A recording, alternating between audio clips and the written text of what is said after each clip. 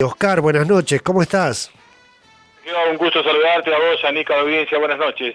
Bien, con mucha expectativa para saber, bueno, lo que vamos a charlar ahora con este grande, esta leyenda del automovilismo deportivo argentino y que obviamente va a encalanar nuestra velada de esta noche, ¿no? Así es, todavía no lo vamos a presentar porque estamos tratando de comunicarnos, pero es un plato fuerte, como hemos tenido, Oscar, en los Sí. últimos programas, todas personalidades, ídolos del automovilismo argentino. Sí, es así. Vos sabés que antes que vayamos a la comunicación, nos están escuchando desde Cañada de Gómez, Sergio, en la provincia de Santa Fe, el colega y amigo Santiago Taberna, que se dedica también al tema de rastrear todo el automovilismo deportivo, en este caso de la mecánica argentina Fórmula 1, esta gran categoría argentina que tuvo varios protagonistas y que me estaba mandando información el otro día en referencia a que él le había hecho una nota importante que ya está en YouTube. Después yo te paso el link para que lo demos a conocer si querés, con el Colorado Pianetto. La verdad que un grande del automovilismo deportivo, un preparador de aquellos que inclusive incursionó hace 2000 y demás. Así que un saludo a Santiago Taberna, que nos está escuchando desde Cañada de Gómez en la provincia de Santa Fe, Sergio. Qué lindo, qué lindo. Bueno, vamos a comenzar este programa diciendo que esto es Historias a Fondo, un circuito que volvemos a vivir a través de los testimonios, las anécdotas, las banderas a cuadro que siguen aclamando a los corredores de nuestros caminos. Historias a fondo de la mano del periodista Oscar Lorenzo Scalerandi, y nos vamos a Arrecifes. Ir a Arrecifes es encontrarse con ídolos, con los grandes ídolos del automovilismo argentino. En este momento con uno de ellos, Carlos Marinkovic. Carlos, buenas noches, gracias por recibirnos a esta hora. ¿Cómo te va, Oscar? Buenas noches, un gusto saludarte. Bueno, Carlos, este soy yo. El que te saludó fue Sergio Saracho y bueno, estamos entre los dos haciendo el programa. Bienvenido al programa, Carlito. La verdad que es una satisfacción poder tenerte, obviamente una de las grandes figuras del automovilismo deportivo argentino. ¿Cómo estás? Bien, bien, muy bien. Bueno, también un saludo a Sergio entonces. Bueno, yo voy a arrancar con algo que tiene que ver con el automovilismo o no, pero Carlos Marinkovic, yo lo conozco porque es un tipo muy jovial. Él nació un 3 de julio, ya hace algunos años, y de joven se iba a los bailes a la zona de Capitán Sarmiento. ¿Es así, Carlos? Sí, he ido, por supuesto, tanto a Arrecifes como Salto, como Capitán Sarmiento, y algunas, muy pocas veces a Pergamino.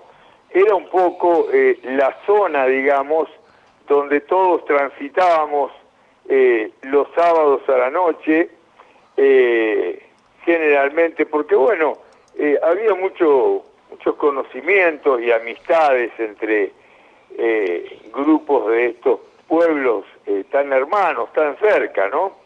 Claro, claro. Por supuesto que vos tenés una historia muy linda. Se te conoce con algún seudónimo, yo lo tenía anotado por acá, como el ruso Marinkovic o Santi Marinkovic. Santi viene porque tu tío, Néstor Marinkovic, tenía el seudónimo Sandokan, Carlito. Así es, efectivamente. En ambos casos, tanto el ruso como Sandy eran exactamente por mi tío Néstor Marinkovic, que le decían exactamente o lo llamaban exactamente igual. Claro, claro. ¿Eso te facilitó la entrada al turismo de carretera en aquellos años?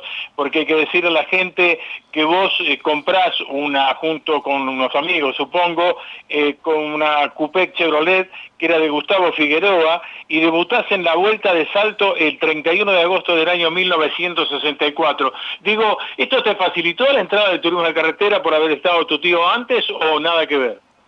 No, realmente no. Mi tío lo que sí, obviamente me puso el bichito, me inculcó este tema de la velocidad y de la pasión por los autos de carrera, pero no tenía nada que ver. Él fallecido ya en el año 61, yo tuve que esperar hasta 1964 para poder realmente comenzar a correr. Sí, fue todo una historia, yo te diría jocosa, porque yo cuando comencé a correr estaba haciendo la conscripción, estaba bajo bandera, y bueno, se suscitaron ahí algunas circunstancias que eran bastante complicadas, hasta trágicas de repente, pero todo siempre terminó bien, y por eso digo que al final fue jocoso, porque pudimos hacerlo, y todos los comienzos, cuando uno es muy joven, todo se hace de la mejor manera, aunque sea mal, pero uno lo hace como creyendo que lo hace todo bien. Claro. Carlos, cuando vos debutaste en el turismo de carretera, ¿tenías alguna inclinación? Esto también anexado a lo que decía recién, que tu tío Néstor Marinkovic corría con Chevrolet. Digo, ¿tuviste la tendencia de buscar la marca del moño o directamente se dio así que vos debutaras con una coupé Chevrolet en el año 64? No, bueno, evidentemente siempre en mi familia hubo automóviles Chevrolet, y yo realmente siempre me gustó más que el Ford, fundamentalmente por el sonido. A mí el 6 cilindros de Chevrolet sonaba de una manera muy diferente a lo que era el V8 de Ford, y siempre me gustó el Chevrolet fundamentalmente por eso. Y yo quería correr con un Chevrolet y quería correr con un auto que yo conocía, que era el que en definitiva también hizo el auto que yo compré, Gustavo Figueroa. Estoy hablando no me sale el apellido, increíble, ¿no?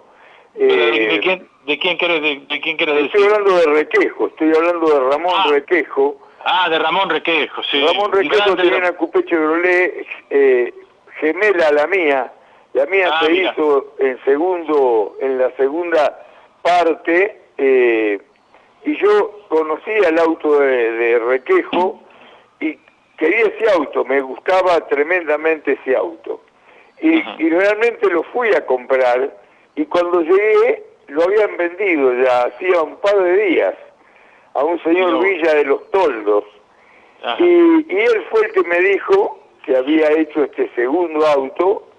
Todavía me dijo, mirá, es mejor que el mío porque fue un repaso en limpio del auto que yo había hecho primero, y me mandó a lo de Figueroa, y bueno, terminé pudiendo comprarlo, y es verdad que lo hicimos de alguna manera acompañado de amigos, pero el que lo compré al auto fui yo únicamente. Lo que sí, realmente mis amigos me acompañaron. Como te digo, yo estaba haciendo la conscripción, por lo cual ellos a veces viajaban. Primero, al menos cuando se intentaba ubicar el auto de Ramón Requejo, ellos lo hacían muchas veces por mí, porque yo no podía salir cuando se me ocurría, pero el auto obviamente lo compré yo. Carlos, ya Sergio va a entrar también en conversación con vos y te va a preguntar muchas cosas interesantes, pero digo, el resultado primero que vos obtenés, según tengo yo el dato, ocurre en el 64, primera cercanía, no del triunfo, pero sí un tercer puesto en las 1000 millas, ¿puede ser?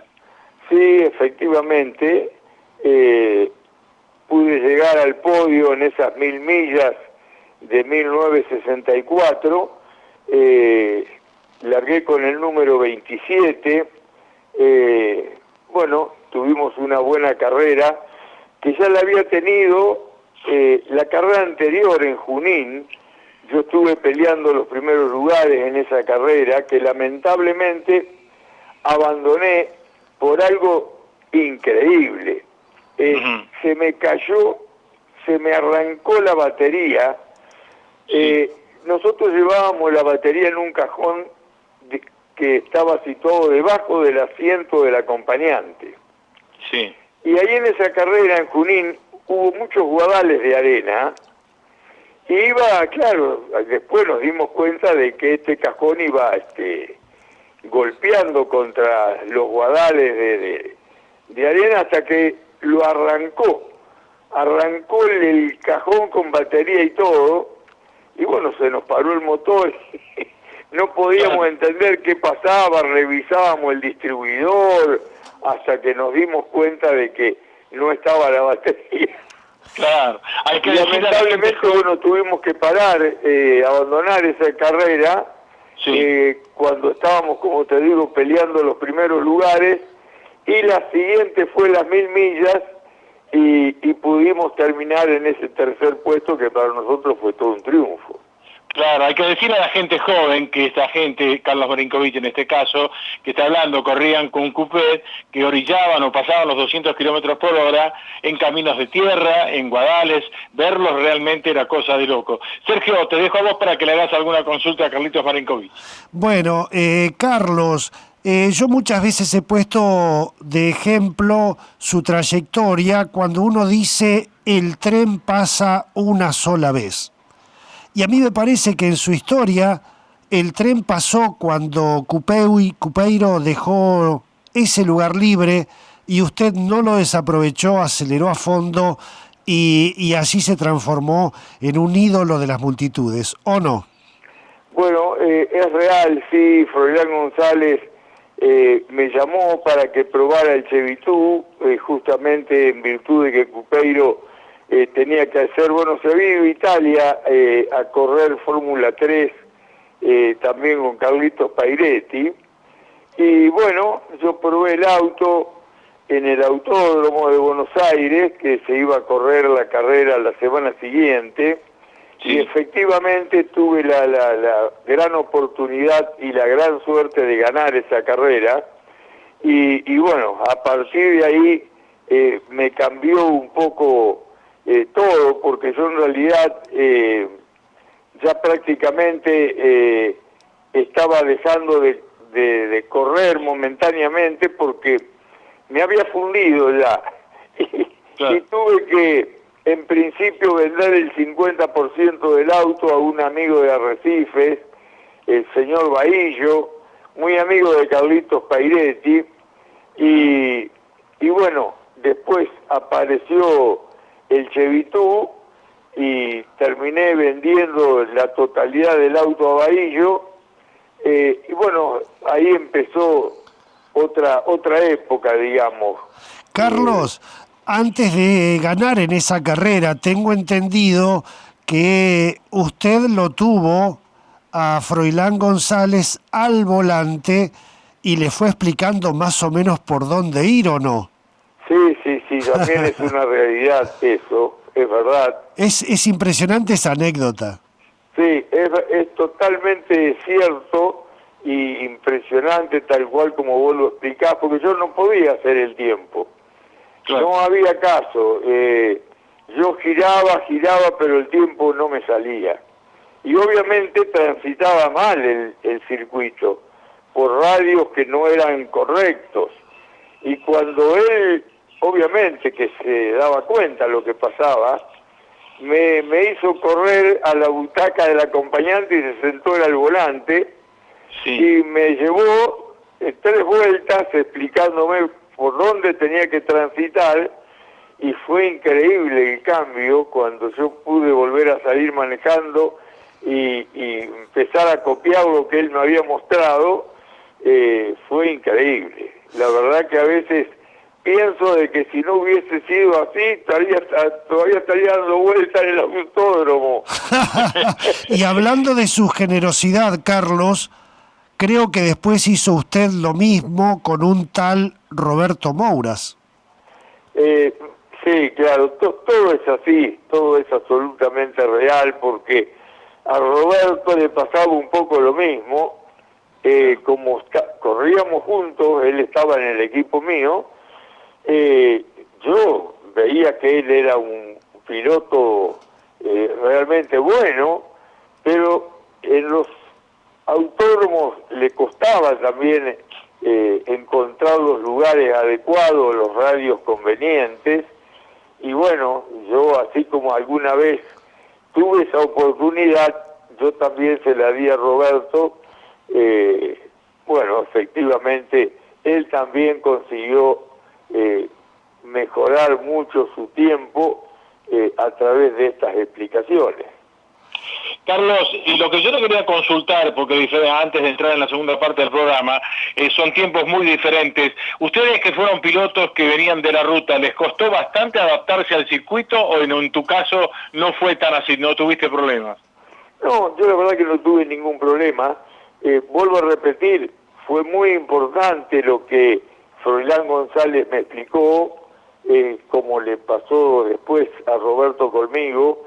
Eso hace ganar tiempo, porque uno tiene que darse cuenta, mirando a otros. Generalmente lo que pasa es que cuando en una competencia o en una carrera, uno va detrás de otros corredores, a lo mejor más experimentados, y uno puede ir viendo y puede ir modificando o haciendo, digamos, copiando un poco a los demás, y en definitiva uno llega a lograr entender y a lograr hacer lo que hay que hacer. Pero con alguien que te lo explique de una, obviamente ganás mucho tiempo y claro, podés ya... Esto te sirve después para toda la vida, para correr en cualquier circuito y en cualquier parte, porque vos ya interpretás, entendés cada curva, cómo debe ser encarada. Por lo menos un pantallazo que ya no empezás haciéndolo re mal, podrás lógicamente después pulirla y mejorarla, pero sí, no hacer las cosas tan burdas como lo hacíamos nosotros al principio. Claro, claro. Carlos, pero vos también, bueno, fuiste un piloto realmente completo, porque en el año 1967 corriste la temporada internacional que se hacían por esos años en nuestro país y que fuiste también uno de los grandes protagonistas, pero además corriste con otros vehículos. Lo que te quería preguntar, ¿por qué se da este fenómeno de que Arrecifes sea nada menos que la cuna de campeones, la cuna de tantos corredores y campeones a la vez del turismo de carretera y de otras categorías? ¿Por qué será ese fenómeno? ¿Por qué crees vos? Mi punto de vista siempre fue, por lo menos desde que yo empecé y siempre después seguí pensando lo mismo, era el hecho de emular. Arrecifes tiene una historia tan larga y que comienza ya por el año 1930 con el pionero del automovilismo que fue don Cástulo Hortal.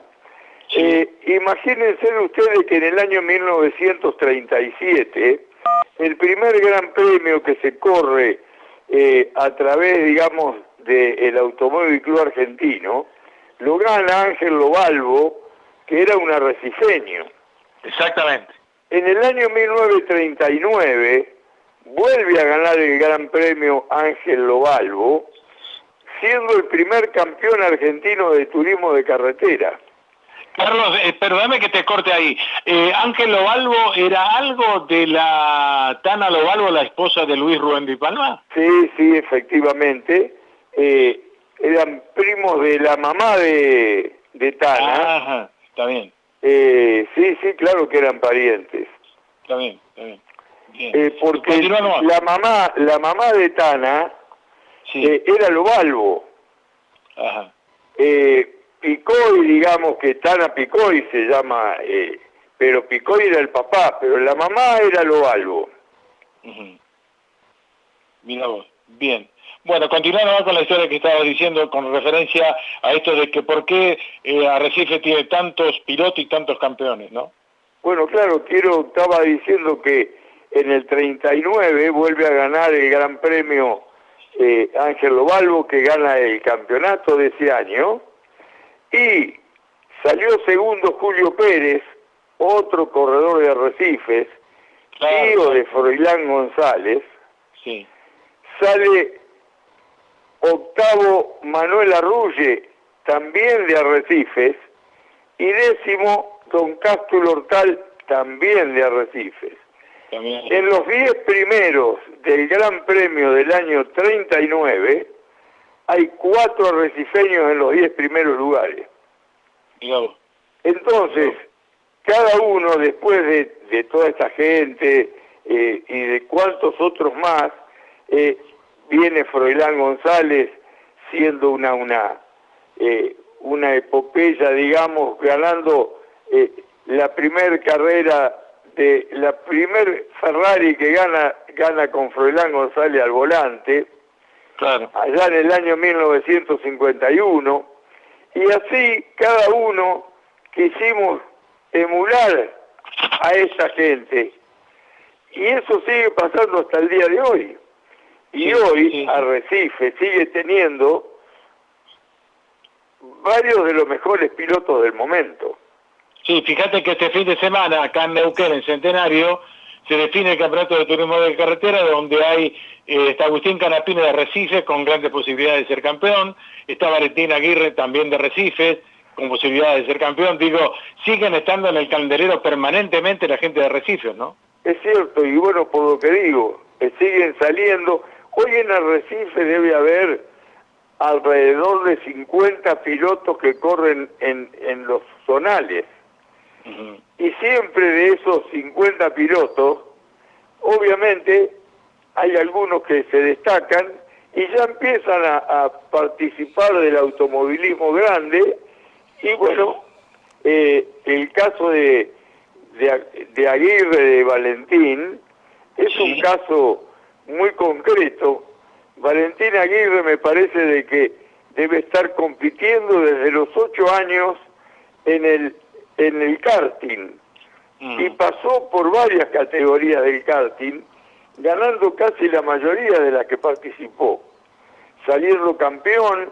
Después el padre lo llevó a las zonales de la zona nuestra, donde Sí. también ganó un campeonato, y de ahí saltó al Mouras, primero al TC Moura, después ganó el campeonato ahí, después ganó el campeonato Moura, después pasó el turismo carretera, y la verdad que ahora tiene menos posibilidades de poder ganar el campeonato, Claro. porque en la carrera pasada, cuando venía peleando el segundo puesto con Canapino, se le pinchó una goma, y bueno, se rompió una goma, tuvo que parar y perdió toda posibilidad. Si no, Pero estaría está todavía más prendido en el campeonato junto con Agustín. Claro, está dentro de los cálculos matemáticos que puede llegar a ser. Pero bueno, volvamos a tu historia, que es muy rica, Carlos, porque no nos queda mucho tiempo. Sergio, te escuchamos a vos con alguna consulta que quieras hacerle. Yo le quería preguntar, Carlos, a veces la historia es injusta porque se recuerda de una persona un solo hecho. En el caso suyo, de haber llevado por primera vez a la Chevy al triunfo. Y los hinchas de Chevrolet y la historia del TC muchas veces se centran en solamente ese hecho, sin olvidarse, digamos, de la cantidad de años de esfuerzo, de plata, de sacrificio, de toda una trayectoria automovilística. ¿Usted cree que la historia ha sido injusta con usted o no? Yo creo que la historia no fue injusta conmigo. Ajá. Yo creo que tuve muchísima mala suerte. Casualmente, estoy trabajando ya en la editorial con un libro que qué bueno. he terminado de escribir hace poco tiempo, y que, si Dios quiere, los primeros meses del año que viene puede que esté en la calle. Y ahí, obviamente, puedo relatar absolutamente todo lo que me ha pasado, pues yo he corrido no solamente con el Chevy Two, y no solamente con la Coupé Chevy, porque yo he corrido con el Chevy 3, que fue un auto, la verdad que increíble en su momento, con muchísima mala suerte, pero ha ganado carreras importantísimas. En el año 68 yo gané con el Chevy 3 en turismo carretera en Rafaela, Correcto, haciendo un promedio general que todavía no ha podido ser batido. ¿Y qué pasó? Claro, en Rafaela se hicieron las chicanas.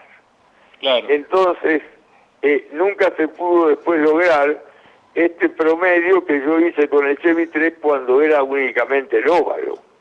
¿Qué? ¿Te acordás el promedio que era, Carlos, de aquel momento? Sí, 212, Claro. 212 y pico de promedio general. Qué De bárbaro. promedio. Con lo cual en la recta ustedes desarrollaban 280, 290 kilómetros por hora, ¿no? Y se andaba rápido. No, creo que no tanto, podíamos llegar a 260, 265, Sí. pero eran autos que doblaban muy rápido en los curvones y se lograba llegar a hacer ese tiempo. El récord Claro. de vuelta, por ejemplo, lo establecí allí a casi 218.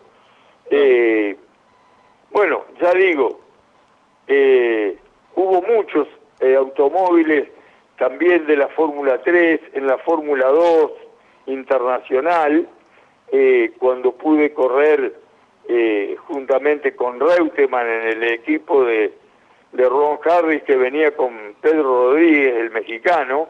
Ajá, sí. Después también con el Berta LR, que fue un auto sensacional. Carlos, permitime decirle a la gente que en la categoría de Sport Prototipo del año 1969 vos te consagrás subcampeón argentino de la categoría, con lo cual no es poca cosa despreciarlo. Uno siempre mira el campeonato, pero el subcampeonato realmente es muy importante con un Sport Prototipo justamente, ¿no? Bueno, yo ese año perdí el campeonato. En realidad yo ya había ganado 3 carreras de Sport Prototipo en el año 69, Sí. cuando Froilán González, bueno, con muy buen criterio, pero hizo un auto nuevo que se llamó el Chevy 4, que casi no lo recuerda nadie, porque corrió únicamente 2 carreras. Ajá. Y fue un auto que se destruyó en un accidente en la ruta, cuando lo llevaban sobre el tráiler en la camioneta, y abandonamos las 2 carreras de ese auto, porque obviamente no tendríamos que haber hecho eso, pero bueno, eso después con el diario del lunes, ¿no? Pero Claro. Claro. la idea de Froilán realmente, que siempre fue alguien que pretendía adelantarse al momento, e hizo un auto nuevo que realmente iba muy bien, porque en esa carrera, antes de que se destruyera, fue en Magiolo esto, antes de que el auto saliera en el tráiler para Venado Tuerto, donde tuvo el accidente, yo ese día, a pesar de abandonar, gané la serie más rápida de las que había sobre García Veiga, que era junto con el Chelco, el auto y el piloto a batir en ese momento.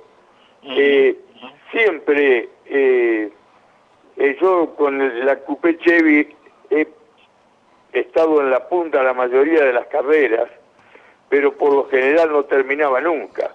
Claro. Por claro. eso dije de que sí, tuve una mala suerte tremenda, está en la historia, pero bueno, eso no tiene nada que ver con lo que vos dijiste, que si me trató mal la historia, no, la historia la hace uno. Claro, totalmente. Carlos, la última por mi parte, le cuento que nos han visto aquí en Neuquén Laura Espíndola, Lorena Nicolás Creide, Mario Oyola de Comodoro Rivadavia, Caril Jones de Gaiman, Zenit Astra de Puerto Madryn, el Tour de la Aldea de Caleta Olivia, Nair Fairchild de Río Gallegos, Mónica Cabrera de aquí de Neuquén, María Ángel García. Mónica Cabrera es de Chosmalal, María Ángel García de aquí de Neuquén, Sabrina y Simón que están en San Luis. Bueno, Rubén Russo que está ahí en Buenos Aires. Nos han visto de casi toda la Patagonia, Leonardo Tebó de allí de Olavarría, Sergio que nos está viendo de Mar Azul. La última preguntita por mi parte, Carlos Marinkovic, ¿cómo se va a llamar el libro? El libro se llama seguramente El automovilismo que yo viví. Ajá. Y bueno, obviamente que, reitero, cuenta toda la historia mía, pero también mucha parte de la historia de mi tío Néstor Marinkovic, que yo lo viví siendo muy jovencito, y tantas otras cosas, las carreras con esa famosa coupé de Figueroa con la que debuté, carreras con la coupé Chevy como San Juan Calingasta, que eran carreras que realmente hoy no se me ocurriría correrlas de ninguna manera, pero han sido carreras espectaculares, los grandes premios. La verdad que hay tanto para contar que seguramente quien pueda leer el libro va a encontrarse con cosas inéditas que realmente le van a gustar mucho a la gente. Nos vamos a volver a encontrar, Carlos, para hablar de ese libro cuando sea presentado, posiblemente a principios del año que viene. Yo le quiero agradecer muchísimo que nos haya recibido a esta hora, que haya tenido esta generosidad de contarnos esta historia en primera persona. Usted es un gran ídolo que despierta pasiones, por eso le comentaba de dónde nos vieron, porque en toda la Patagonia su nombre, su apellido despierta pasiones. Le agradezco muchísimo. Bueno, el agradecido soy yo, les mando un abrazo grande a todos los oyentes, lo mismo, y seguramente nos veremos porque yo tengo intención con este libro salir a todas partes y por qué no estar en Neuquén, que va a ser un placer, así que seguramente ya nos vamos a encontrar. ¿Cómo no? Acá le vamos a hacer un lugar. Bueno, Carlos, antes que te vayas, Oscar te está preguntando ahora, vos estuviste corriendo en la zona de Alto Valle, Neuquén, Río Negro alguna vez, ¿no? Sí, por supuesto. Claro. He ido a correr a General Roca, he ido a correr a Allen. Sí, autódromo de Allen. Yo con el Chevy 3, por ejemplo, en Allen, hice una vuelta, un registro, a 232 kilómetros de promedio. 232, estoy hablando, ahí sí, el Chevy 3 en aquel entonces caminaba ahí en las rectas, que eran muy largas, obviamente, a 270 kilómetros. Qué bárbaro. Qué bárbaro. Y recuerdo tanto esa carrera de Allen que yendo ganando por mucho, por bastante, tuve la mala suerte de tener que abandonar porque cosa increíble, ¿no? Se me rompió el tanque de nafta. Y alguien dice, ¿cómo se va a romper el tanque de nafta? Se embromó un amortiguador y empezó a golpear contra el tanque hasta que lo rompió. Mirá. Y yo me di cuenta cuando paré a reabastecerme, porque yo iba a seguir, pero mis auxilios me dijeron, no podéis, chorrea nafta por todos lados. Bueno, Claro. lamentablemente fue otra de las carreras que tuve que abandonar cuando ya la tenía prácticamente ganada. Así Qué que bueno. bueno, de esto está lleno el libro porque he tenido más veces que parar que las que pude llegar. Bueno, Carlos, vamos a seguir la charla entonces con el libro sobre la mesa aquí en Neuquén. Un abrazo grande, nuevamente el agradecimiento nuestro. A ustedes, a todos. Que andes bien. Un gusto. Gracias. Buenas noches.